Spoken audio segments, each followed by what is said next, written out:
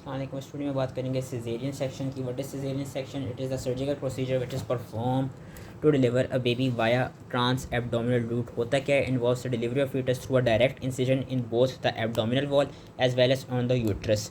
चार तरह से कैटेगराइज किया गया। कैटेगरी 1 में हम क्रैश सिजेरियन सेक्शन कहते हैं कि इसमें बेसिकली जिसमें इमीडिएट थ्रेट टू लाइफ हो of both the women and the foetus, तो फौरी सीजेरियन सेक्शन कराना पड़ता है, वो कैटेगरी 1 आती है। कैटेगरी 2 में अर्जेंट सीजेरियन सेक्शन जिसमें मटर्नल और फीटल कॉम्प्रोमाइज़ तो हो लेकिन इतना इमीडिएटली लाइफ थ्रेटनिंग ना हो। थर्ड कैटेगरी में शेड्यूल्ड सीजेरियन सेक्शन जिसमें कोई मटर्नल और फीटल कॉम्प्रोमाइज़ ना हो लेकिन अर्ली डिलीवरी की नीड हो। एंड कैटेगरी 4 में इलेक्टिव जिसमें जो डिलीवरी टाइम है वो it is suited to the both women and ताकि वुमेन ने खुद ऑप्ट किया कि मैं सीजेरियन नहीं कराऊंगी, इसको नॉर्मल डिलीवरी नहीं कराऊंगी। अब टाइप्स ऑफ सी सेक्शन आते हैं। एक होता है लोअर सेगमेंट सी सेक्शन, एक होता है क्लासिकल सी सेक्शन। जो लोअर सेगमेंट सी सेक्शन है उसमें एब्डोमिनल वॉल पे जो हम इंसिजन देते हैं that is known as your Pfannenstiel incision. ये जो फेनेस्टियल्स इंसिजन है that is basically a straight horizontal 2 centimetre incision, straight horizontal incision given 2 centimeter above the pubic symphysis, that is known as fenestrial incision. Whereas uterus के level पे हम कहाँ incision देते हैं? हम देते हैं ट्रांसवर्स इंसिजन देते हैं in the non contractile portion of the lower uterine segment.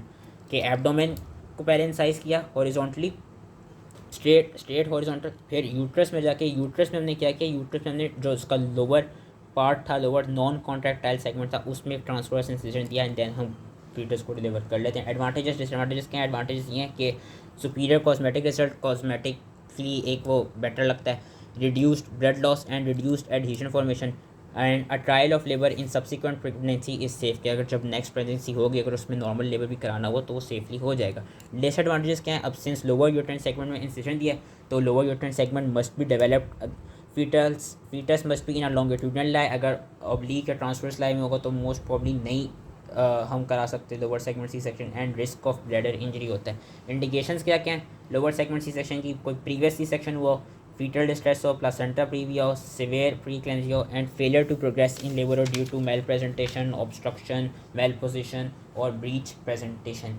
Then comes your classic C-section. classic C-section में जो abdominal wall का incision होता है वो वही पिछला वाला fenestrial incision होता है, लेकिन जब यूट्रस में incision देते हैं हम यूट्रस में अब vertical incision देते हैं in the contractile fundal portion of the uterus. It is rarely performed लेकिन classical में हम ये करते हैं। इसके क्या advantages हैं? कि डिलीवरी रैपिड हो जाती है, low risk of bladder injury and any foetus regardless of the intrauterine orientation can be delivered. कि वो चाहे ऑब्लिकली हो, लॉन्गिट्यूडनली हो, ट्रांसवर्सली लाइक करो, आराम से फीटस डिलीवर हो जाएगा। डिसएडवांटेजेस क्या हैं? कि अब जो ट्रायल ऑफ लेबर होगा in a subsequent pregnancy that would be unsafe, there is risk of bleeding and adhesion and there is the closure is more complicated and more time consuming. जो closure होगी बाद में uterus की abdomen wall की that would be more time consuming.